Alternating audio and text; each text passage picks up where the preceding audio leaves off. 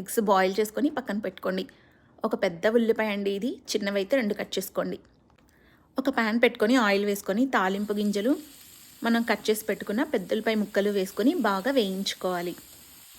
ఇది చాలా ఫాస్ట్గా అయిపోయే రెసిపీ అండి. ఆనియన్స్లో కొద్దిగా ఉప్పు వేసుకొని వేయించుకుంటే త్వరగా వేగుతాయి కదా.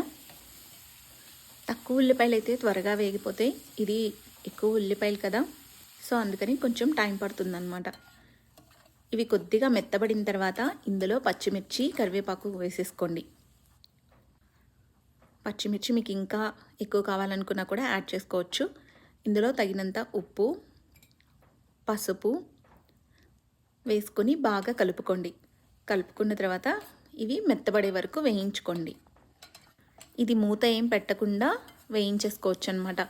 ఇవి వేగాయా లేదా అనేది మనం గరిటెతో ఉల్లిపాయని నొక్కి చూస్తే మనకి తెలిసిపోతుంది. తర్వాత ఒక కోడిగుడ్డు అన్నిటికీ ఇట్లా ఘాట్లు పెట్టుకోండి. ఘాట్లు పెట్టుకుంటే మనం ఉప్పు కారాలన్నీ కూడా లోపల వరకు పడతాయి అన్నమాట. కోడిగుడ్లు అన్నిటినీ ఇలాగే వేసేసుకోండి. వేసుకున్న తర్వాత బాగా కలుపుకోండి. ఒకసారి కలుపుకున్న తర్వాత మనకి రుచికి తగినట్లుగా కారం వేసుకోవాలన్నమాట. కారం మామూలు నార్మల్ కారం అయినా వేసేసుకోవచ్చు. మీ దగ్గర వెల్లుల్లి కారం ఉన్నా కూడా అది కూడా వేసుకోవచ్చు. కారం నార్మల్ కారంతో చేసుకుంటే ఒక టేస్ట్ ఉంటుంది, వెల్లుల్లి కారంతో ఒక టేస్ట్ ఉంటుంది.